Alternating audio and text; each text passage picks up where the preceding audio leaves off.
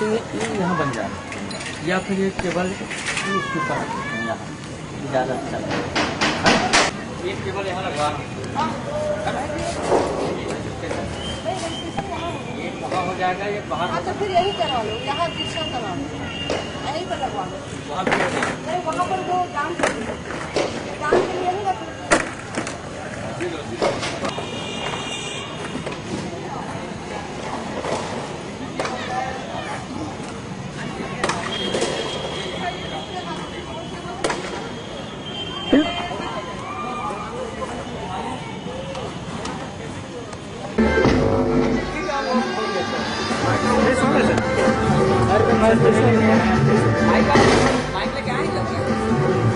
जल्दी में भागूं फिर ले भैया प्रोजेक्टर वाले कौन है? प्रोजेक्टर वाले चल पहला हम लगा लगा हुआ चालू बंद कर दे। चालू कर दे। आवाज तो बढ़ाया था सर, नहीं आ रहा। रुको तो चलो हम लोग लगा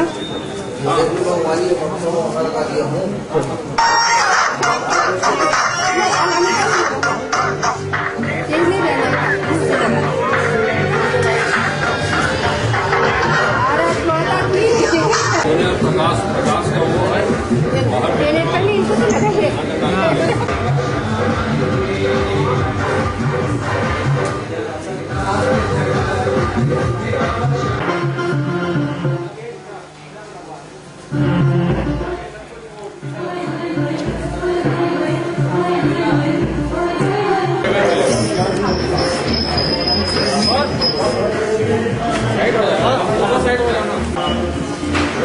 कौन सा क्या टेप है ना, वो दरवाजे के पीछे रखा हूँ मैं। हमारे बच्चे 2-3 और देखते हैं आए, बच्चे सारी थी और आते कोई टेस्ट है, फिर भी मैं बोली कि इनका प्रोग्राम तो संगीत नहीं मिलेगा, टेस्ट के सब चलता है।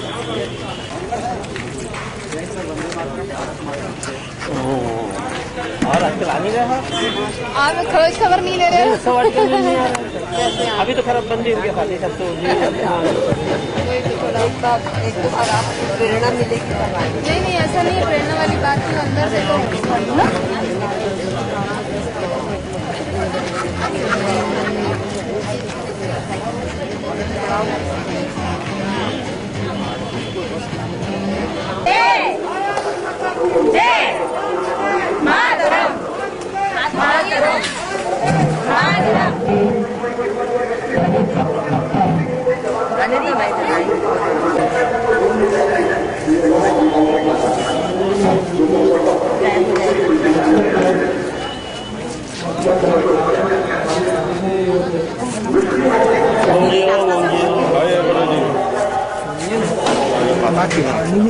अरे नहीं है, कोई बात नहीं है।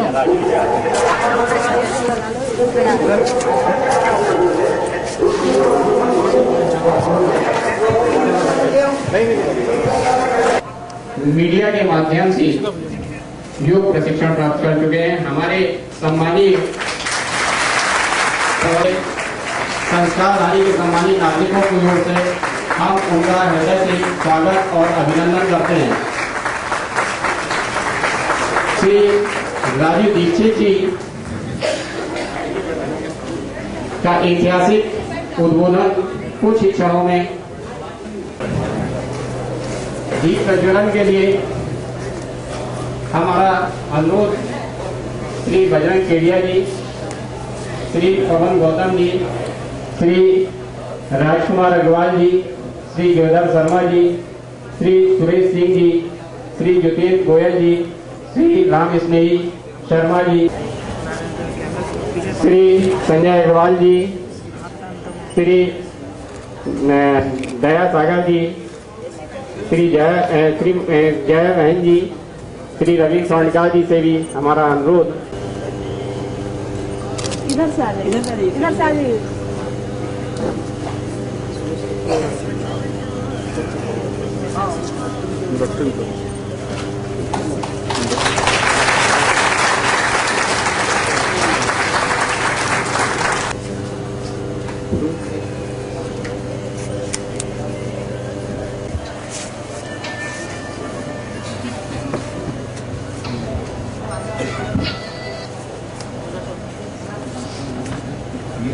हाँ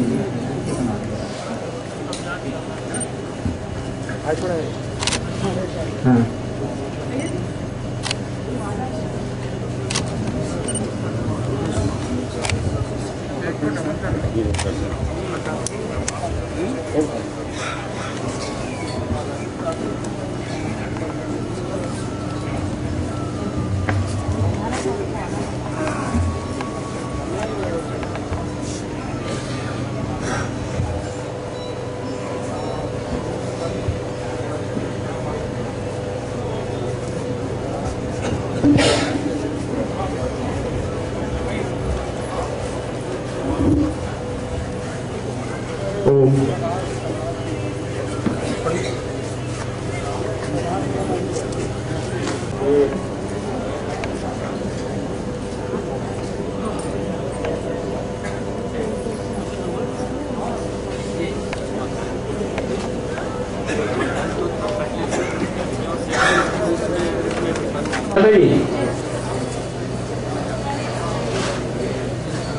जिले की महिला प्रभारी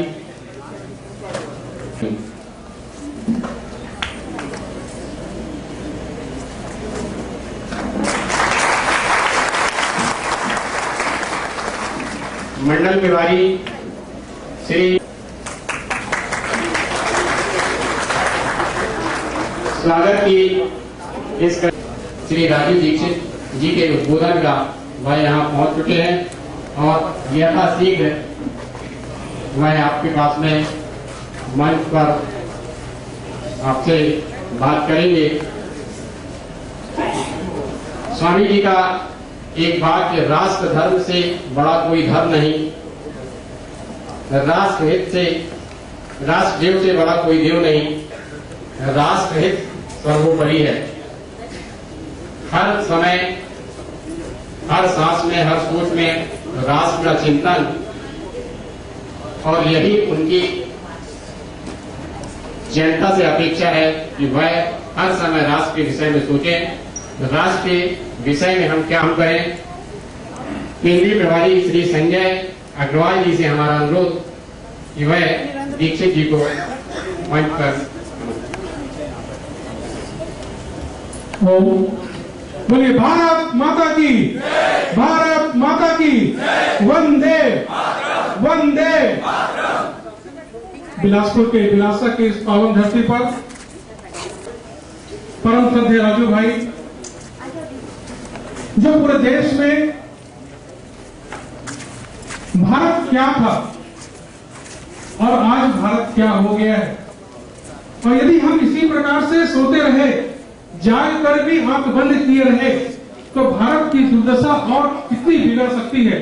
इन सबकी चेतावनी आपको देकर के, आपके अंदर के स्वाभिमान को जगा करके, और एक नए भारत का निर्माण आप सबके माध्यम से कैसे हो, और आपके अंदर के स्वाभिमान को जगाने के लिए न दिन का चैन न रात का चैन, सिर्फ अनवरत चलते रहना जिनकी नियति है, ऐसे हमारे परम ओजस्वी वक्ता आदरणीय राजू भाई जी यहाँ पर उपस्थित हो चुके हैं। और यही संख्या अमूमन बाहर भी बैठ करके राजीव भाई को सुनना चाह रही है, तो मैं आपके बीच में और राजीव भाई के बीच में कोई व्यवधान न बनता होगा, बड़े ही सादर और सम्मान के साथ में आमंत्रित करता हूं परम श्रद्धेय राजीव भाई जी को। हो आज की सभा में उपस्थित बिलासपुर नगर के सभी सम्माननीय नागरिक बंधुओं, मंच पर आसीन आज की सभा में सभी बहनों, मैं आप सबका बहुत आभार व्यक्त करता हूं कि आप यहाँ उपस्थित हैं और मुझे आपसे संवाद करने का समय मिल रहा है। सबसे पहले भारत स्वाभिमान और पतंजलि योग समिति के सभी पदाधिकारियों का आभारी हूँ, जिन्होंने आज ये व्यवस्था की और मुझे आपके सामने बात करने का मौका मिला। मैं अभिमान के विषय में बात करने आया हूँ और आपसे मेरी विनम्र प्रार्थना है कि जिनके पास भी मोबाइल फोन है वो उसको या तो साइलेंट मोड में रखें या बंद कर दें। 5 जनवरी 2009 को। अब धीरे धीरे यह आंदोलन भारत के 600 जिलों में पहुंच गया। इस आंदोलन में लगभग 2,50,000 योग शिक्षक अपनी सेवाएं दे रहे, संपूर्ण समर्पण भाव से और निस्वार्थ भाव से इस आंदोलन को आगे बढ़ा रहे। अगले 2 वर्षों में करीब 11 लाख योग शिक्षक और इसमें आने वाले, और 2 वर्षों के बाद 50,000 योग शिक्षक हमारे पास होंगे। तब हम भारत के गांव-गांव तक इस आंदोलन को पहुंचाएंगे। आपके मन में प्रश्न आएगा कि इस आंदोलन का उद्देश्य क्या है? इस भारत स्वाभिमान के आंदोलन के 2 प्रमुख उद्देश्य हैं। पहला उद्देश्य है हमारे भारत में हर एक नागरिक को निरोगी और स्वस्थ बनाने के लिए हमारा जो अभियान है योग, प्राणायाम और आयुर्वेद की मदद से, उस अभियान के तहत हर दिन हम 1 लाख योग कक्षाएं लगाते हैं और 1 लाख योग कक्षाओं के माध्यम से हर दिन लाखों भारतवासियों को हम प्राणायाम सिखाते हैं। परम पूजनीय स्वामी रामदेव जी आस्था चैनल के माध्यम से हर दिन सुबह 5 से 7:30 बजे तक और करोड़ों भारतवासियों को प्राणायाम सिखाते हैं। आस्था चैनल भारत में तो आता ही है, दुनिया के करीब 100 ध्यान सिखाते हैं, योग सिखाते हैं, आयुर्वेद के बारे में बताते हैं। और यह कार्य हमने इसलिए शुरू किया है कि इस कार्य की भारत को बहुत ज़रूरत है। हमारे देश को इस समय बहुत अधिक ज़रूरत है योग, प्राणायाम और आयुर्वेद की। बहुत अधिक लोग बीमार हैं। सारे भारत देश में बीमार लोगों की संख्या कितनी है, ये भारत सरकार के आंकड़ों से आप समझ सकेंगे। अपने भारत में करीब 120, इसका मतलब ये हुआ कि 80% भारत बीमार। इसका मतलब ये हुआ कि अगर एक परिवार में 5 व्यक्ति माने जाएं, तो हर एक परिवार में औसतन 4 लोग बीमार। हमारे देश में लगभग 24 करोड़ परिवार हैं। हर परिवार में औसतन 4 लोग बीमार। सबसे बड़ी जो बीमारी है हमारे देश में खून की कमी। हमारे भारत देश में सबसे बड़ी बीमारी है एनीमिया। लगभग हमारे देश की 40 करोड़ माताएं, बहनें इस एनीमिया बीमारी की शिकार है और 30 करोड़ भाई हमारे देश में पुरुष इस बीमारी के शिकार है। 70 करोड़ लोग तो एनीमिया नाम की बीमारी से ही पीड़ित हैं। ये सबसे बड़ी बीमारी है संख्या के हिसाब से।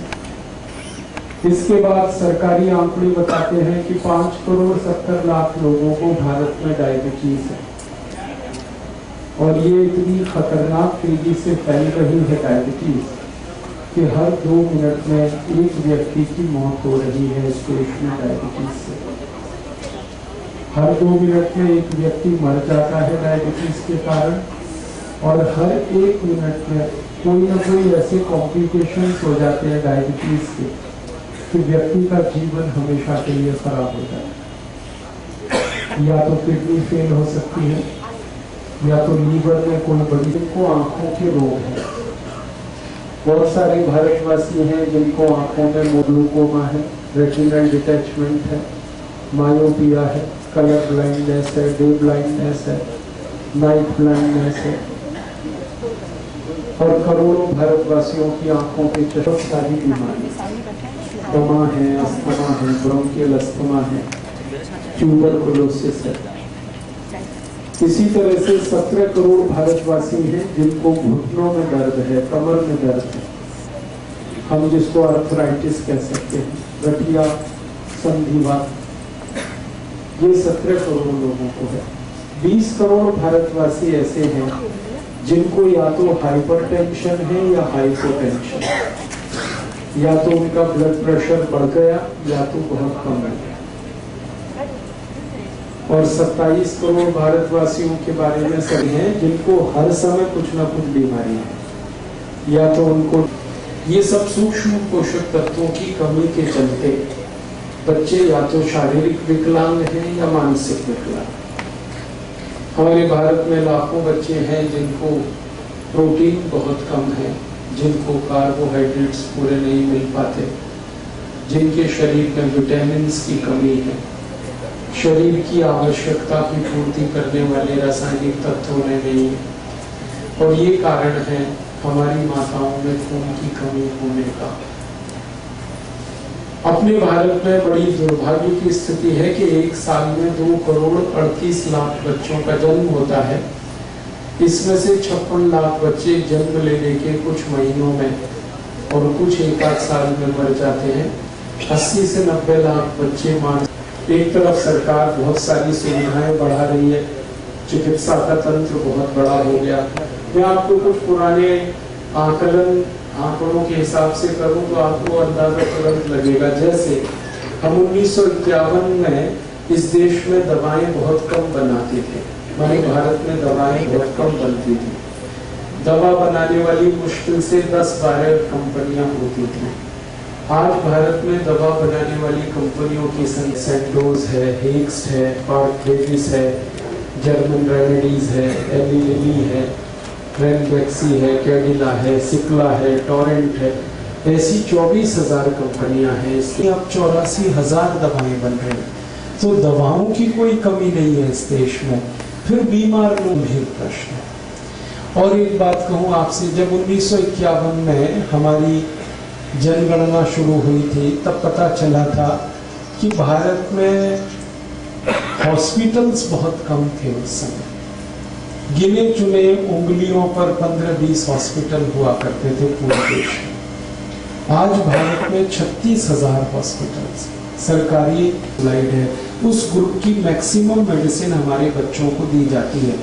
और जब हमने रिसर्च किया तो पता चला कि ये निमोसुलाइड मेडिसिन दुनिया के 100 से ज्यादा देशों में 20 साल पहले बैन हो चुकी है। अमेरिका में ये मेडिसिन बैन है, कनाडा में बंद है, जर्मनी में बैन है, फ्रांस में बैन है, स्वीडन, स्विट्जरलैंड, डेनमार्क, नॉर्वे में ये दवा बंद है, ब्रिटेन में ये दवा बंद है।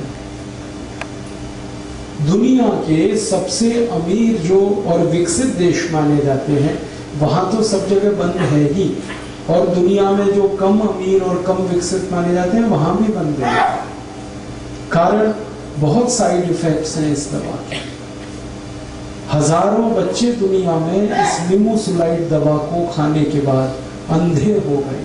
स्थिति में ये दवा खाएंगे तो आपको आंतों में घाव हो जाएगा, इंटेस्टाइन में घाव, अल्सर जिसको हम कहते हैं। और वो जल्दी आपने घाव नहीं भर पाया तो वो कैंसर में भी बदल सकता है। इसलिए दुनिया भर के डॉक्टर सब क्विलोक्विनोल का प्रिस्क्रिप्शन बंद कर चुके। ऐसे ही 2 मेडिसिन है, मैक्साफॉर्म और एंट्रोबायोफॉर्म, कि दुनिया भर में बंद हो चुकी हैं 25-30 साल पहले। कई देशों में तो 40 साल पहले बंद है, लेकिन भारत में तो धड़ल्ले से बिक रही। और दुर्भाग्य से ऐसी भारत में 83,650 दवाएं बिक रही। मैंने तो 2-3 के ही नाम लिए क्योंकि समय की बहुत कमी है, ज्यादा देर में इसमें बात नहीं कर पाऊंगा। लेकिन आपको मैं कहना चाहता हूं कि इतना बड़ा घोटाला हमारे देश में चिकित्सा के क्षेत्र में चल रहा है कि जो जहरीली दवाएं हैं, बेकार की दवाएं हैं, जिनकी हमें कोई जरूरत नहीं है, वो हमें खिलाई जा रही है। आप बोलेंगे इसका कारण क्या है? इसका कारण है भ्रष्टाचार, करप्शन। ऐसी है जो दूसरे देशों से आई है, मल्टीनेशनल से, विदेशी कंपनियां, और वो ऐसी दवाएं बना रही हैं जिनको वो अपने देशों में नहीं बनाते। मैं आपको नाम लेके बताऊंगा। एक बहुत बड़ी कंपनी है, उसका नाम है प्रॉक्टर एंड गैम्बल। ये अमेरिका से आई है और ये भारत में एक ऐसी दवा बनाती है जिसको अमेरिका में वो कभी भी नहीं बना सकते, क्योंकि अमेरिका में वो मेडिसिन कई साल पहले बंद हो चुकी है। आराम से मिल जाए, कोई तकलीफ नहीं है। और अगर छोटी मोटी कोई तकलीफ आई तो प्राइम मिनिस्टर ऑफिस तो बिल्कुल ग्रीन सिग्नल दे सकता है, आपको प्राइम मिनिस्टर ऑफिस से मिल जाए जहर बनाने का लाइसेंस मिलता है। मैं ये ऐसी हवा में बात नहीं कर रहा। एक अमेरिकन कंपनी हमारे यहाँ आई थी, यूनियन कार्बाइड। इसको एक ऐसा जहर बनाना था जो दुनिया में कहीं नहीं बनता। उसको वो पेस्टिसाइड इंसेक्टिसाइड के लिए इस्तेमाल करना, उसका नाम उन्होंने उनके घरों के बिजली के बिल कंपनियां पे कर। इतना बुरा हाल है इस सिस्टम। आते हैं डॉक्टर्स के क्लिनिक में, उनको लालच देते हैं कि देखो ये मेडिसिन का प्रेस्क्रिप्शन करो इतना पैसा, इसका करो इतना, इसका करो इतना। डॉक्टर उस चक्कर में ये सब करते हैं। अब ये जो मेडिकल प्रोफेशन है ये सेवा नहीं है, ये बिजनेस है।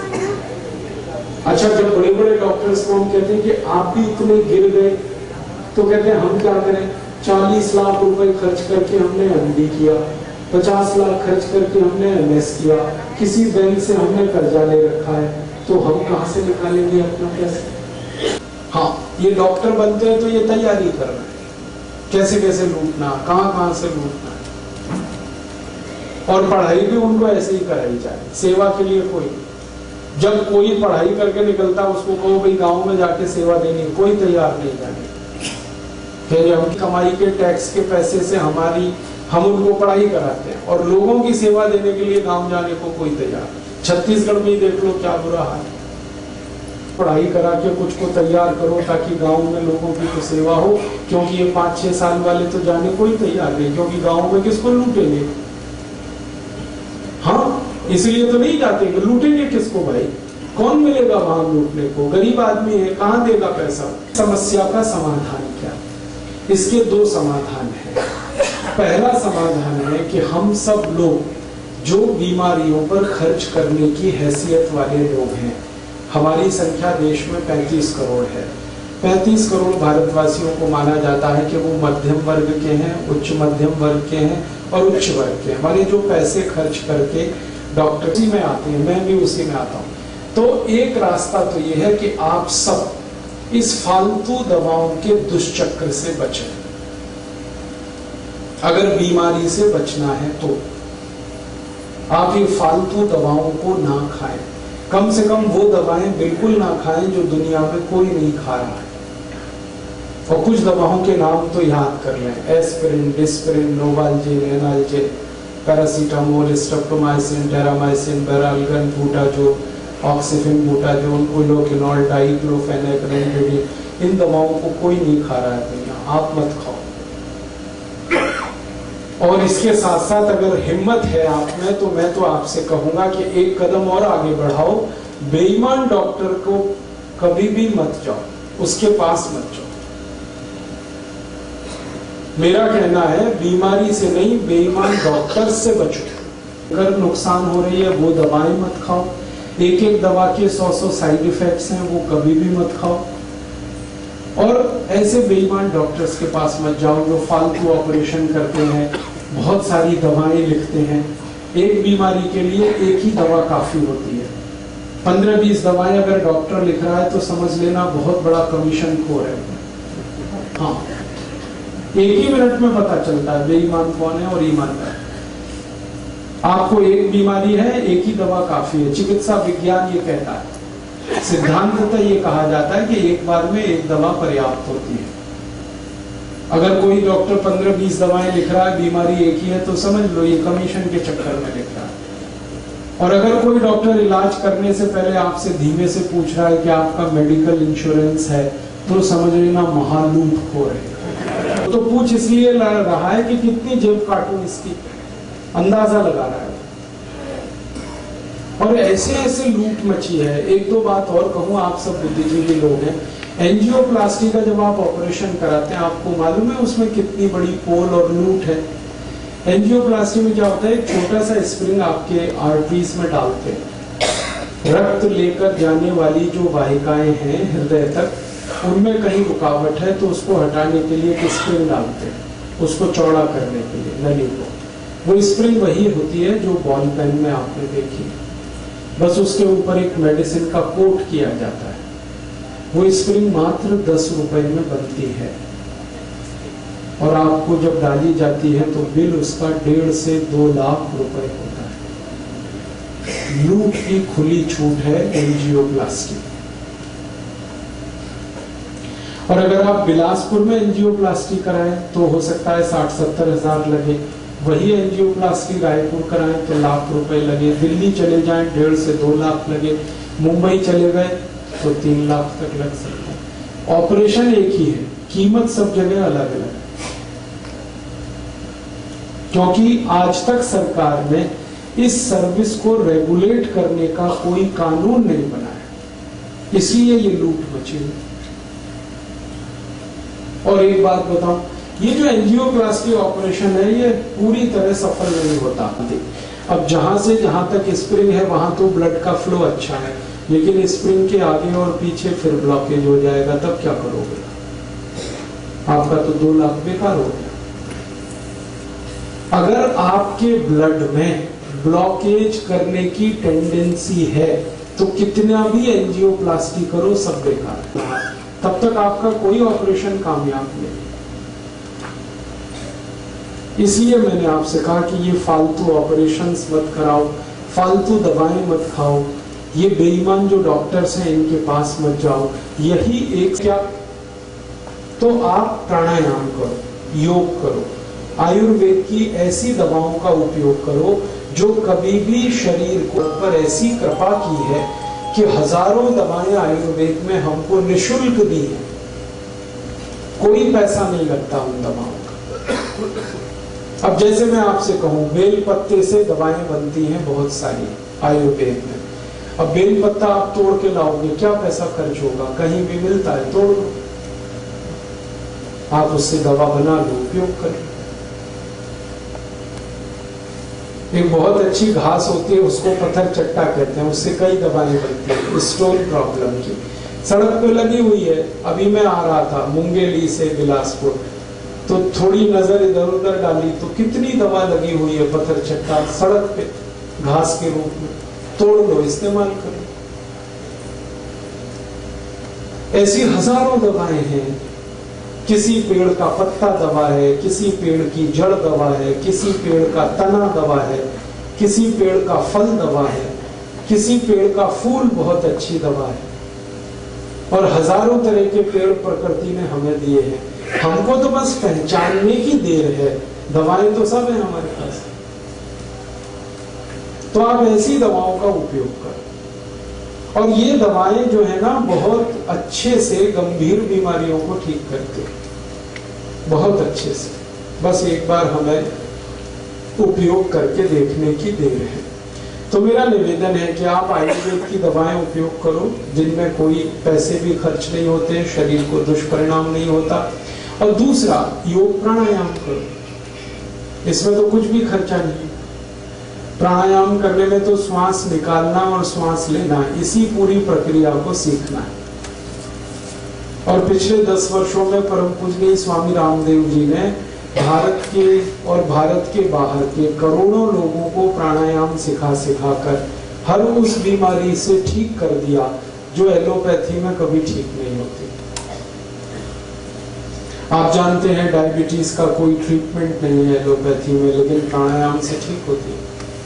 हाइपरटेंशन का ट्रीटमेंट नहीं है एलोपैथी में, और हाइपोटेंशन की तो दवा नहीं है एलोपैथी में, ये प्राणायाम से दोनों ठीक हो जाते हैं। अर्थराइटिस का कोई ट्रीटमेंट नहीं, गाउट का कोई ट्रीटमेंट नहीं, लेकिन प्राणायाम से ठीक होता है। हमारे शरीर में कई गंभीर बीमारियां हैं, माताओं को गर्भाशय में गांठ हो जाए, ट्यूमर हो जाए, कोई नहीं करेगा ठीक उसको एलोपैथी में, प्राणायाम से ठीक होता है। ब्रेन ट्यूमर ठीक होता है, यूट्रस ट्यूमर ठीक होता है, ओवरी का ट्यूमर ठीक हो जाता है, सर्विक्स का कैंसर ठीक होता है, थ्रोट कैंसर ठीक हो रहा है, ओसियोफेगस ट्यूब कैंसर ठीक हो रहा है। कैंसर में प्राणायाम काम कर रहा है और कैंसर ठीक हो रहा है। और कैंसर इतने अच्छे से और अब अमेरिकन साइंटिस्ट आने वाले हैं। जनवरी के महीने में बहुत बड़ा कॉन्फ्रेंस हो रहा है हरिद्वार में, इंटरनेशनल कॉन्फ्रेंस हो रहा है। उसमें आ रहे हैं बहुत सारे विशेषज्ञ ये सीखने जानने कि कैंसर कैसे ठीक हो रहा है प्राणायाम से। तो जब प्राणायाम से कैंसर ठीक हो रहा है, डायबिटीज ठीक हो रही है, हाइपरटेंशन ठीक हो रहा है, अर्थराइटिस ठीक हो रहा है, दमास्थमा ठीक हो रहा है, ट्यूबरकुलोसिस ठीक हो रहा है, जो बीमारियां बिल्कुल लाइलाज मानी जाती हैं दुनिया में वो ठीक हो रही हैं, तो हम क्यों ना इसका उपयोग करें, फालतू में एलोपैथी के चक्कर में पैसे बर्बाद करें। तो मेरी आपको यही एक सलाह है, निवेदन है कि आप प्राणायाम करें, योगासन करें और आयुर्वेद की कुछ दवाओं का उपयोग कर लें, तो आपकी लगभग हर बड़ी बीमारी आप ठीक कर पाएंगे। हमने पिछले 10 साल में ये करके देखा है कि 90% से ज्यादा बीमारियां तो हम खुद ही ठीक कर सकते हैं अपनी, 90% से ज्यादा। हमारे भारत देश को हम एक स्वस्थ देश बना सकते हैं, सुखी देश बना सकते हैं बिना एक पैसा खर्च किए, बस हमें थोड़ा प्रयास करना है। तो आपसे मेरी यही दरखास्त, जरूरत पड़ने पर आयुर्वेद की दवाएं उपयोग करें। आप ये जरूर पूछ सकते हैं कि हमें पता नहीं है तो मैं आज आपको कुछ जरूर गंभीर बीमारियों के बारे में बताना चाहता हूँ। आपके पास अगर डायरी है तो आप जरूर प्राणायाम की मदद से, योग की मदद से, आयुर्वेद की दवाओं की मदद से, हर आदमी को इसकी जानकारी की जरूरत है। मैं शुरू करता हूं डायबिटीज से, जो सबसे खराब बीमारी है। डायबिटीज भारत में 5,70,00,000 लोगों को है और 3 करोड़ को हो जाएगी अगले कुछ सालों में, सरकार ये कह रही है। हर 2 मिनट में एक मौत हो रही है डायबिटीज से और कॉम्प्लिकेशंस तो बहुत हो रही है। किसी की किडनी खराब हो रही है, किसी का लीवर खराब हो रहा है, किसी को ब्रेन हेमरेज हो रहा है, किसी को पैरालिसिस हो रहा है, किसी को ब्रेन स्ट्रोक आ रहा है, किसी को कार्डियक अरेस्ट हो रहा है, किसी को हार्ट अटैक आ रहा है। कॉम्प्लिकेशंस बहुत हैं, खतरनाक हैं डायबिटीज के। तो ऐसी स्थिति में हम क्या करें? मेरी तो एक छोटी सी आपको गुजारिश है, सलाह है कि आप इंसुलिन पर ज्यादा निर्भर ना करें, क्योंकि ये इंसुलिन है ना भस्त्रिका प्राणायाम, 5 मिनट रोज सवेरे खाली पेट, डायबिटीज के हर एक पेशेंट को 5 मिनट भस्त्रिका। भस्त्रिका तो बहुत सरल है, आराम से बैठ जाएं जैसे मैं बैठा हूँ और आपकी उंगली और अंगूठे को इस तरह से स्पर्श करें ध्यान मुद्रा में और लंबी सांस भरें, लंबी सांस छोड़ें, बस यही है भस्त्रिका। धीरे धीरे सांस भरें, धीरे धीरे सांस छोड़ें, लंबी सांस भरें, गहरी सांस छोड़ें। इसको 5 मिनट लगातार करें। इसके बाद कपालभाति, कपालभाति आधा घंटे करें, लगातार करें। कपालभाति में क्या है? झटके के साथ और ताकत से सांस को बाहर निकालना है और सांस के निकालने पर ध्यान देना है, लेने पे ज्यादा परेशानी आपको नहीं करनी। लेने का काम तो शरीर खुद कर लेगा, निकालने का ध्यान रखना है। झटके से सांस निकालनी है, ताकत से निकालनी। और जब सांस निकालेंगे तो पेट अंदर जाएगा, बस सीधी सी बात। एक बार मैं आपको दिखाता हूं, आपको तुरंत समझ में आ जाएगा।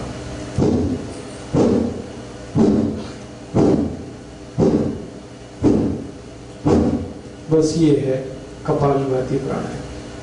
आधा घंटे लगातार करें। अगर थक जाए तो बीच में थोड़ी देर रोक के फिर दोबारा शुरू कर दें, करना आधा घंटे। और तीसरा एक प्राणायाम करना है अनुलोम विलोम। अनुलोम विलोम में क्या करना है आपको? आपकी दाहिनी नाक को दाहिने अंगूठे से बंद करें और बाईं नाक से पूरी सांस को निकालना है। फिर बाईं नाक से सांस को भरें और दाहिनी नाक से निकाल दें। फिर दाहिनी नाक से सांस भरें, बाईं नाक से निकाल दें। फिर बाईं नाक से सांस भरें, दाहिनी से निकाल दें। बस यही है अनुलोम विलोम। इसको आधा घंटा करना। एक बार दिखा देता हूं, आप आराम से कर पाएंगे।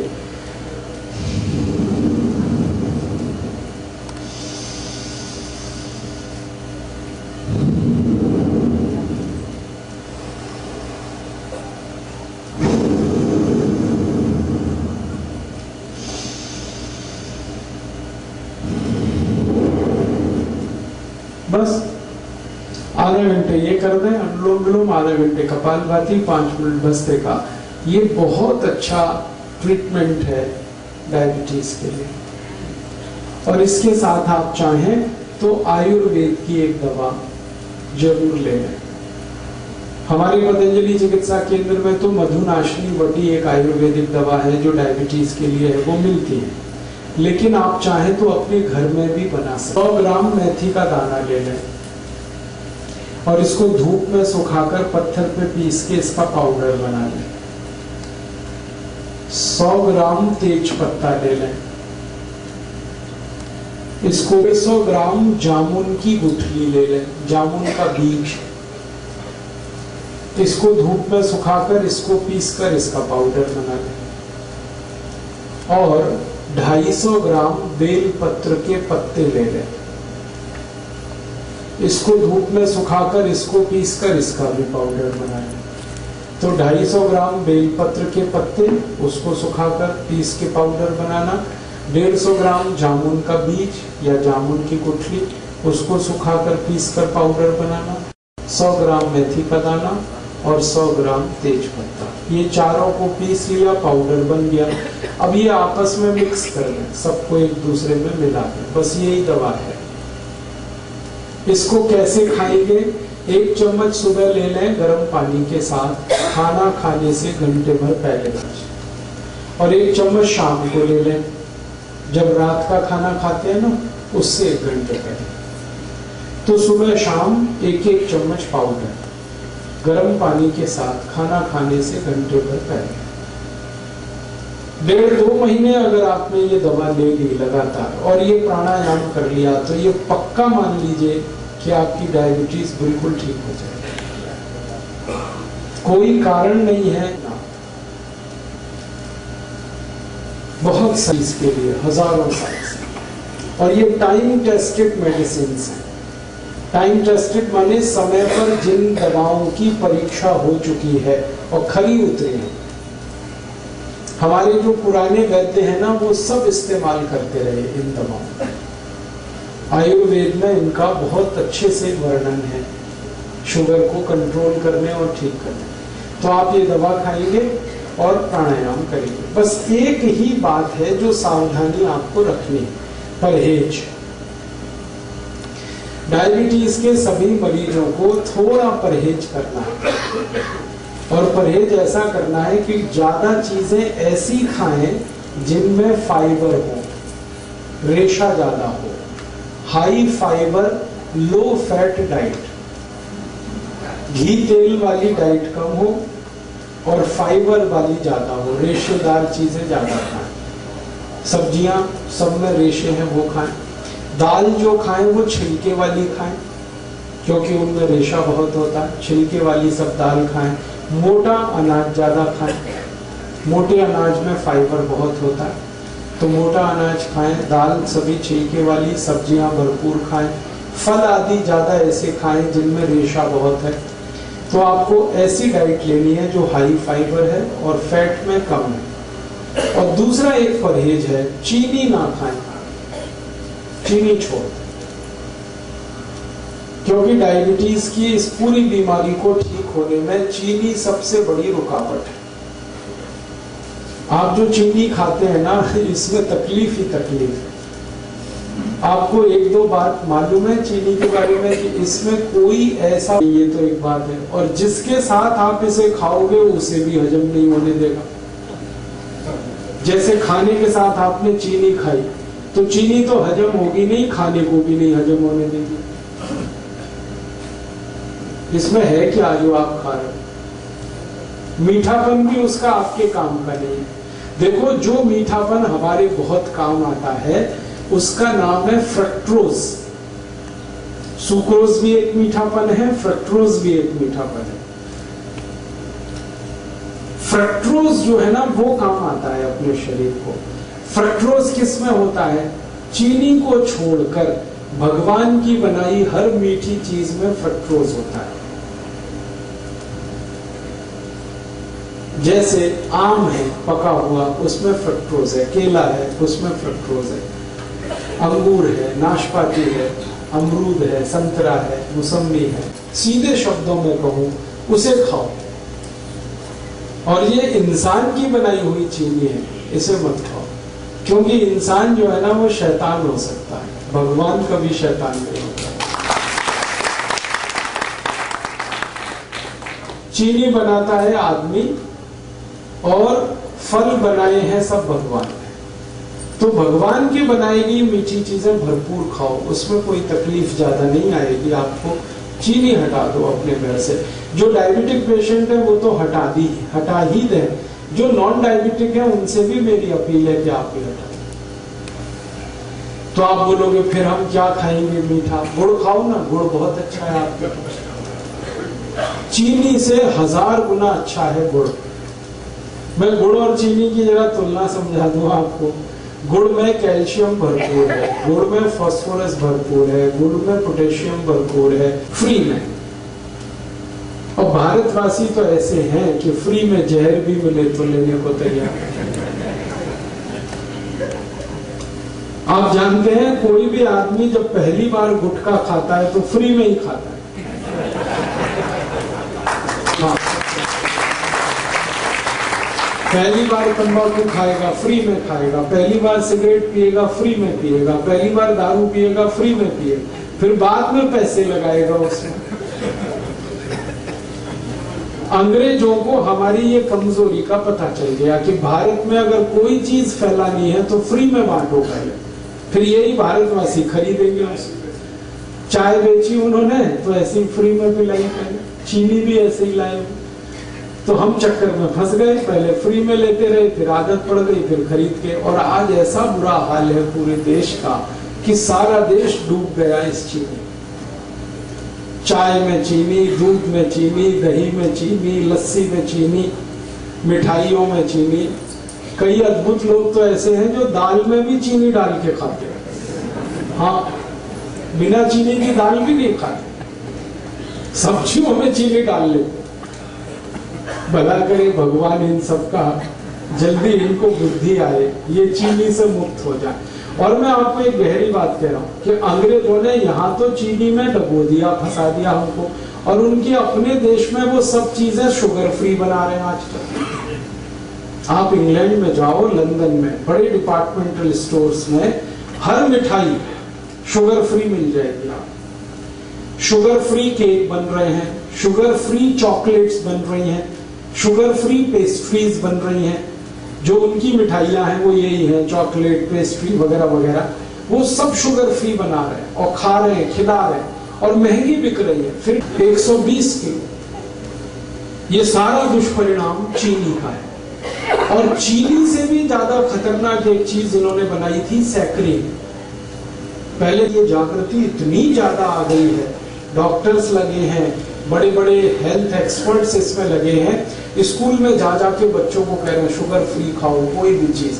तो बच्चों ने वहां पेप्सी बंद किया है, कोका कोला बंद किया है, पेस्ट्रीज खा रहे हैं तो वो शुगर फ्री खा रहे हैं, चॉकलेट खा रहे हैं तो शुगर फ्री, और उन्हीं की बिक्री बढ़ रही है। तो वहां जागरूकता आ गई और वो समझ गए, और उन्होंने देखा कि उनके मोटापे का कारण चीनी है, उनके हाई ब्लड प्रेशर का कारण चीनी है, उनके देश में डायबिटीज का कारण चीनी है, ब्रेन स्ट्रोक का कारण चीनी है। अब तक जो रिसर्चेस हुई है वो बताती है कि चीनी 103 बीमारियों का कारण है। 103 डिसीज खाली चीनी से आती है। तो वो मना कर रहे हैं कि मत खाओ, और अच्छे से उनके यहाँ ये बात चल पड़ी है। सांसद शुगर लॉबी के हैं और इन्होंने कंट्रोल कर रखा है पूरे देश की पॉलिटिक्स को। प्राइम मिनिस्टर कोई बने, चलती ही नहीं की, और हर पार्टी में घुसे हो। और ये एक भी ऐसा कानून नहीं बनने देते जो चीनी के खिलाफ जाए। आपको मालूम है गन्ना सबसे सस्ता खरीदा जाता है इस देश में, और चीनी सबसे महंगी बिकती है इस देश में। ये क्या चक्कर है? लूट रहे हैं ये सारे देश। गन्ना किसानों को 3-3 साल पेमेंट नहीं करते ये चीनी मिल वाले। किसान बेचारे तड़पते, परेशान होते, चक्कर काटते रहते, और पेमेंट होता है तो भी सबसे कम कीमत लगा, और चीनी सबसे महंगी कीमत पर बेचते हैं। बीच का सारा पैसा लूट के ये अपनी खराब राजनीति को और देश के ऊपर गलत कानूनों को थोपते रहते हैं। तो अगर आप चाहते हैं कि ये देश करप्शन फ्री हो और इस देश के भ्रष्ट नेताओं को हम किनारे करने में, खाना खाएंगे उसको हजम होने में, डाइजेस्ट होने में सामान्य रूप से 6 घंटे लगते हैं, लेकिन अगर आपने गुड़ खा लिया तो 4 घंटे में ही वो खाना आपका पचेगा। ये गुड़ पर हमारे आयुर्वेद की सबसे बड़ी रिसर्च है। तो आप खाने के बाद गुड़ जरूर खाएं, खाना जल्दी पचेगा। और इसका उल्टा है, अगर आपने खाने के बाद थोड़ी चीनी खाई तो ये खाना तो पचेगा नहीं कम से कम 8 घंटे तक, और वो चीनी को पचाने में पूरा खाना बर्बाद हो जाएगा, लेकिन चीनी पचेगी नहीं। फिर चीनी में एक केमिकल जो हमेशा याद रखे खा रहे हैं तो वो आपके शरीर में जा रहे हैं, और ये जो गंधक है सल्फर, ये चली तो जाती है शरीर में चीनी के साथ, लेकिन निकलती नहीं बाहर।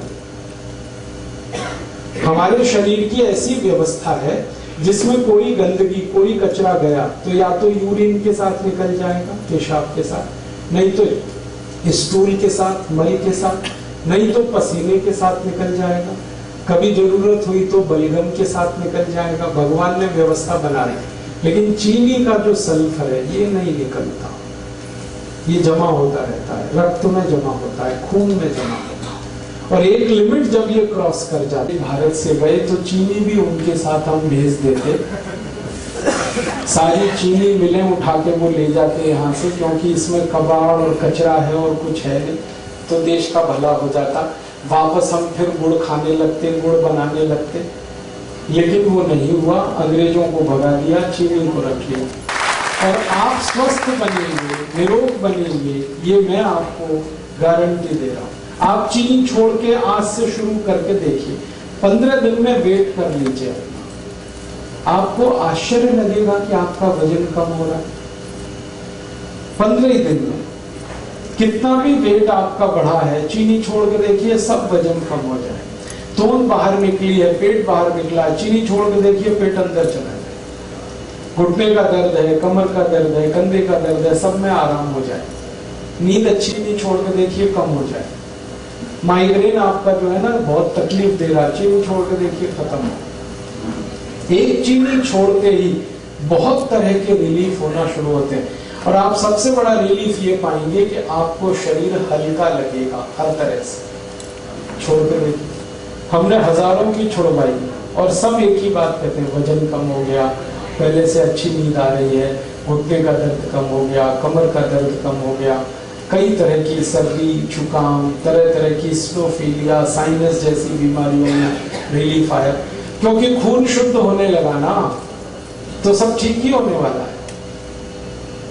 तो आप इसको करिए और दूसरों को भी बताइए, और आप इस काम को थोड़ा गंभीरता से कर पाए तो आप स्वस्थ होने के रास्ते पर आगे बढ़ जाएंगे, बीमारियां बहुत कम हो जाएंगी। तो डायबिटीज के बहाने मैंने आपसे ये बात कही, थोड़ा जल्दी जल्दी 2-3 बातें और कह दूं। सबकी बात हुई, हाई ब्लड प्रेशर आपको है तो आप तीनों प्राणायाम करिए, भस्त्रिका 5 मिनट, कपालभाति आधा घंटा, अनुलोम विलोम आधा घंटा, और हर दिन थोड़ी कुछ आयुर्वेदिक दवाएं ले लीजिए जो घर में ही है। जैसे बहुत अच्छी दवा आपके घर में है दालचीनी, दालचीनी मसाले के रूप में आप यूज करते हैं, वो आप खाइए। आधा चम्मच शहद, आधा चम्मच दालचीनी गर्म पानी के साथ, बहुत अच्छी दवा है। इन दोनों में से कोई एक, या तो वो या तो वो। दूसरी, आधा चम्मच लीजिए, 1 गिलास गर्म पानी में रात को भिगा दीजिए, रात भर पड़ा रहने दीजिए उसको पानी में, सवेरे उठकर पानी को पी लीजिए और मेथी दाने को चबा के खा लीजिए। ये बहुत जल्दी आपका हाई बीपी ठीक करेगा, 1.5 से 2 महीने में बिल्कुल नॉर्मल कर देगा। और एक तीसरी दवा है हाई बीपी के लिए, अर्जुन की छाल। अर्जुन एक वृक्ष होता है, कहीं भी मिलता है, छत्तीसगढ़ में तो शायद हर जिले हर गांव में मिल जाता है।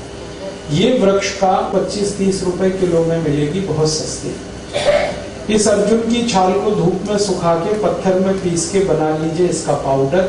आधा चम्मच पाउडर आधा गिलास गर्म पानी मिला के ले लीजिए। बहुत अच्छा होगा कि आधा चम्मच अर्जुन छाल पाउडर को आधा गिलास गर्म पानी में अर्जुन की छाल। और एक अच्छी दवा है अपने घर में, उसका नाम है लौकी का रस। 1 कप 5 पुदीना पत्ता, 5 तुलसी पत्ता मिला के 3-4 काली मिर्च पीस के ये सब डाल के पीना, बहुत अच्छे से आपका बीपी ठीक करेगा। और ये हृदय को भी बहुत व्यवस्थित कर देता है। परम पूजनीय स्वामी रामदेव जी ने पिछले 10 वर्षों में करोड़ों भारतवासियों को लौकी का रस पिलाया और गंभीर रोग ठीक हुए, उनके डायबिटीज ठीक हुई, हाई बीपी ठीक हुआ।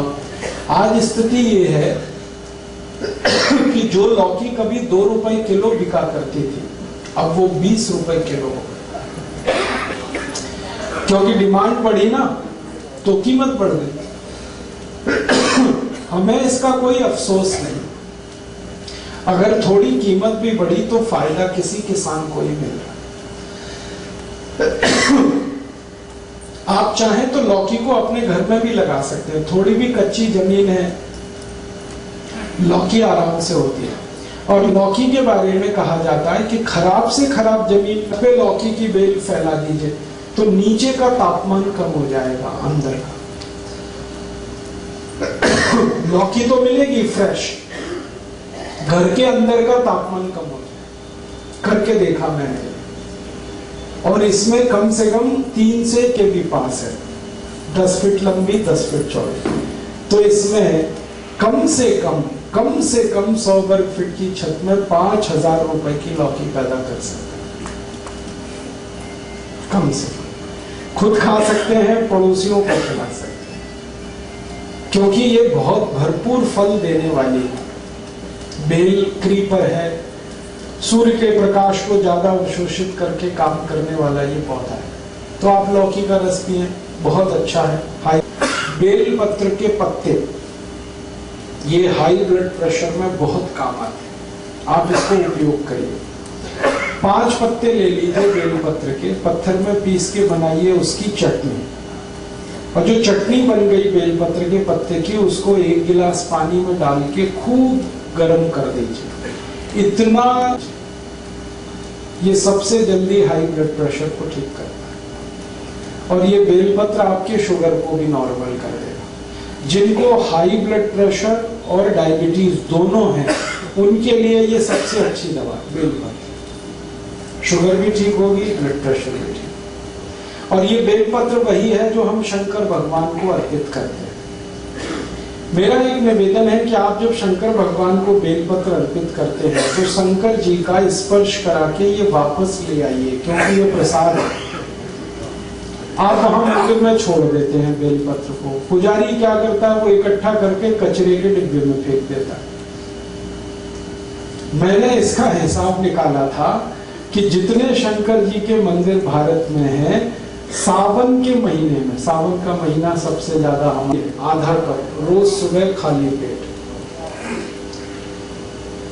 हमारी भारत की जो गाय है, जिसको हम देशी गाय कहते हैं, स्वदेशी गाय कहते हैं, इसका आधा कप मूत्र रोज सुबह खाली पेट कोई भी पिए, हाई ब्लड प्रेशर बहुत जल्दी ठीक होता है। और ये गोमूत्र बहुत अद्भुत है, ये हाई ब्लड प्रेशर को ठीक करता है, ये लो बीपी को भी ठीक कर देता है, दोनों में काम आता है। और यही गोमूत्र डायबिटीज को भी ठीक कर लेता है। अगर आप खाली गोमूत्र पी रहे हैं तो आपकी शुगर भी ठीक होगी, बीपी भी ठीक होगा। और ये गोमूत्र पिए ना तो घुटने का दर्द भी ठीक होता है, अर्थराइटिस, गाउट दोनों ठीक होता है। ये अगर गोमूत्र आप पी रहे हैं तो दमा भी ठीक होता है, अस्थमा ठीक होता है, ट्यूबरकुलोसिस ठीक हो जाता है गोमूत्र से।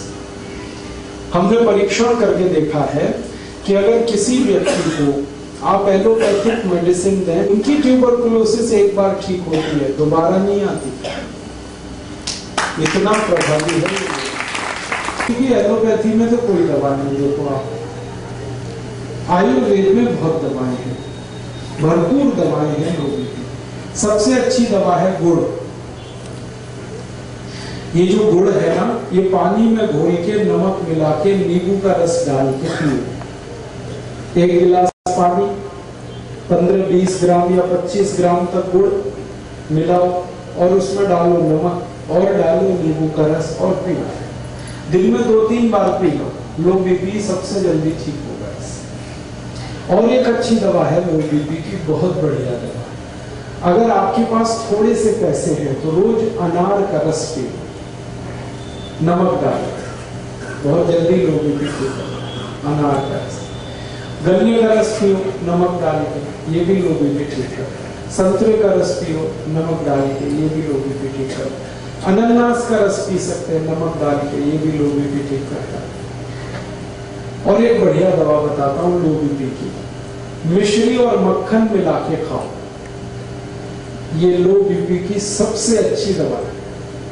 मक्खन मिश्री, मक्खन वो जो घर में आप निकालते हैं, बाजार वाला नहीं। दही बना के उसमें से मक्खन जो निकलता है वो मक्खन ताजा और मिश्री मिला के खाओ। श्री कृष्ण भगवान की डाइट है मक्खन मिश्री, रोज खाते, और इसी की ताकत से कंस को मारो, जरासंध को मारो, इसी की ताकत से। मतलब मैं आपको बड़ी गहरी बात कहता है, डॉक्टरी की जो पढ़ाई है इसका सिलेबस तो आप जानते हैं, यूरोपियन अमेरिकन, वो खतरनाक, वो जल्दी डाइजेस्ट नहीं होता, वो कोलेस्ट्रॉल बढ़ता है। लेकिन हम जो दही में वो चलाते हैं ना, क्या कहते हैं उसको, मथानी, दही, दही में मथानी चला के जो मक्खन निकलता है, ये सबसे जल्दी डाइजेस्ट होने वाला फैट है, इससे जल्दी कोई चीज नहीं हजम होती है। और मक्खन के साथ अगर मिश्री मिक्स हो गई तो ये एक दूसरे के ऐसे जबरदस्त दोस्त हैं कि इनका कहना। मेरा तो आप सभी को निवेदन है कि आपके घर के छोटे लो बीपी में इतने अच्छे ला के पिए,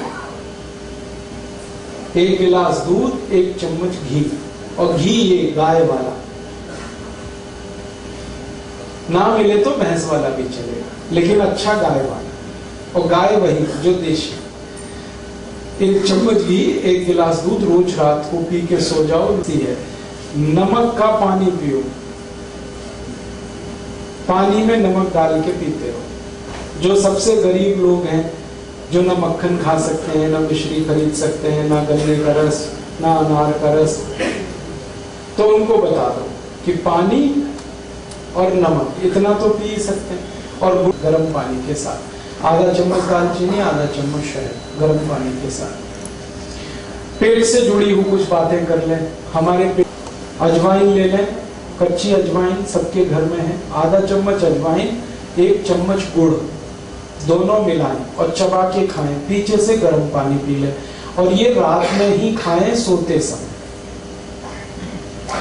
जिनको कॉन्स्टिपेशन बहुत रहता है, पेट साफ नहीं होता, वो रात को सोते समय 1 चम्मच गुड़, आधा चम्मच अजवाइन मिला के चबा के खाएं। मोतियाबिंद हो सकता है, काला मोतिया हो सकता है, रेटिनल डिटैचमेंट बीमारी आई, या मायोपिया हुआ, या colour blindness, day blindness, night blindness, कई बीमारियां हैं जो गोमूत्र ठीक कर देता है। और गोमूत्र के साथ एक अच्छी और दवा है हल्दी, गले का इन्फेक्शन है, हल्दी इस्तेमाल कर शुरू होता है, उसके सारे कॉम्प्लिकेशन चूने से ठीक होते हैं। अक्सर हमारी माताओं को बढ़ती हुई उम्र में ऑस्टियोपोरोसिस, किसी बीमारी के लिए जाना ही नहीं पड़ेगा किसी डॉक्टर के पास, और दवाएं वही जो अपने आसपास हैं। रसोई में जो दवाएं हैं, रसोई के नजदीक में जो हमारा किचन गार्डन नहीं कर, बल्कि गरीबी और बढ़े। और हैरान करने वाली बात यह है कि भारत की सरकारों ने 12 पंचवार्षिक योजनाएं इस देश में लगाई गरीबी हटाने के लिए। वासियों को जोड़ लेना है और तब इन बेईमानों से लड़ाई शुरू करें। भारत माता की जय, भारत माता की जय, वंदे मातरम, वंदे मातरम, वंदे मातरम।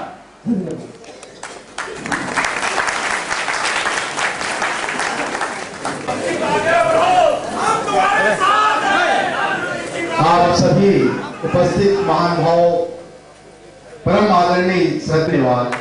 आज इस कार्यक्रम को जो आयोजित किए हमारे परम श्रद्धेय संजय अग्रवाल जी, जो हमारे संरक्षक हैं, आदरणीय दयाशंकर जी जो पता सम्मानीय अध्यक्ष हैं, आदरणीय रविंद्र स्वर्णकार जी, जो हमारे केंद्रीय प्रभारी हैं जया